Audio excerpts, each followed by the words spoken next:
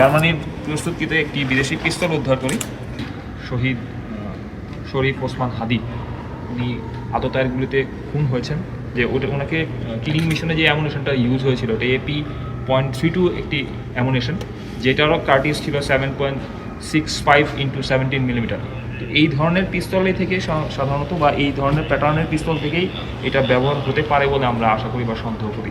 আমাদের এই ধরনের অ্যামুনেশন আমাদের বিভিন্ন নাশকতার উদ্দেশ্যে বিভিন্ন মানুষকে খুন করার জন্য বা ঘায়াল করার জন্য ব্যবহৃত হয়েছে। এই ধরনের পিস্তল সাধারণত আমাদের কোনো বাহিনী কর্তৃক ব্যবহৃত হয় না। আজকে আমরা রাতে 10টা থেকে একটি অপারেশন পরিচালনা করি। পরিত্যক্ত বিল্ডিং, যেটা তেলেগু কলোনি আছে, তেলেগু কলোনির পাশেই দুটি পরিত্যক্ত বিল্ডিং। এখানে আমরা একটি জনসাধারণের তরফ থেকে একটি গোয়েন্দা তথ্য পাই এবং এর বেসিসে আমরা এই অপারেশনটি পরিচালনা করি। আমাদের কাছে ইনিশিয়ালি তথ্য ছিল যে নাশকতার উদ্দেশ্যে একটি চক্র এই বিল্ডিংয়ে অবস্থান করছে এবং বিল্ডিংয়ে অবস্থান করে তারা যে কোনো একটি অস্থিতিশীল পরিবেশ সৃষ্টি করার জন্য এই কার্যগুলি সম্পাদন করছে। এরই ধারাবাহিকতায় আমরা যখন এখানে অপারেশন পরিচালনা করি তখন আমরা এখান থেকে বেশ কয়েকজনকে আটক করি এবং আমাদের প্রাথমিক জিজ্ঞাসাবাদের ভিত্তিতে আমরা 3 জনকে প্রাথমিকভাবে শনাক্ত করি এবং উল্লেখিত এলাকা হতে আমরা জার্মানির প্রস্তুতকৃত একটি বিদেশি পিস্তল উদ্ধার করি।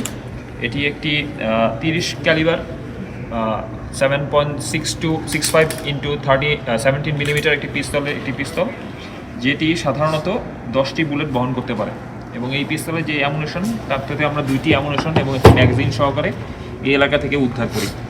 এই ধরনের পিস্তল সাধারণত আমাদের কোনো বাহিনী কর্তৃক ব্যবহৃত হয় না। বাংলাদেশ সেনাবাহিনী কিংবা বাংলাদেশের যে সমস্ত বাহিনী আছে, পুলিশ, বিজিবি বা কোনো, আমরা এগুলো ব্যবহার করি না। ক্রস বর্ডার মাধ্যমে এই অস্ত্রগুলো সাধারণত এই ধরনের এলাকাতে সন্ত্রাসীদের হাতে পৌঁছায় এবং নাশকতার উদ্দেশ্যেই এই ধরনের অ্যামুনেশন এবং ব্যবহার হয়। রিসেন্টলি যদি আমরা দেখি যে আমাদের এই ধরনের অ্যামুনেশন আমাদের বিভিন্ন নাশকতার উদ্দেশ্যে বিভিন্ন মানুষকে খুন করার জন্য বা ঘায়াল করার জন্য ব্যবহৃত হয়েছে। এতে আমাদের সন্দেহটা মূলত দানা বাঁধে যে এইখানে একটি পরিত্যক্ত অবস্থার মধ্যে কিছু সংখ্যক লোকের আনাগোনা এবং চলাচল কেন হচ্ছে। তো এরই ধারাবাহিকতা যখন আমরা অভিযানটি পরিচালনা করার পরে 3 জন ব্যক্তিকে আটক করার পরে আমরা বর্তমানে তাদের কাছ থেকে বিভিন্ন মাদকদ্রব্য, এই অবৈধ অস্ত্র এবং দেশীয় কিছু অস্ত্র আপনারা যদি দেখেন এখানে আমরা এগুলো উদ্ধার করেছি।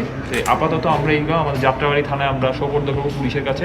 প্রাথমিক জিজ্ঞাসাবাদ শেষে অধিকতর তদন্তের জন্য পুলিশ তাদেরকে প্রয়োজনীয় ব্যবস্থা গ্রহণ করবে এবং অধিকতর তদন্তের জন্য তাদেরকে যে জিজ্ঞাসাবাদ করার প্রয়োজন সেই জিজ্ঞাসাবাদ শেষে আইনানুগ ব্যবস্থা গ্রহণ করবে।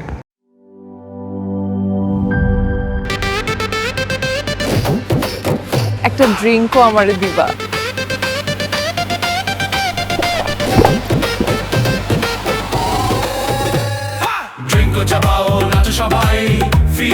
ড্রিঙ্কো হাতে তোমার বিয়ের, হলুদের অথবা রিসেপশনের নাচের ভিডিও #ড্রিঙ্কো দিয়ে শেয়ার করে জিতে নিতে পারো সিঙ্গাপুর হানিমুন ট্রিপ।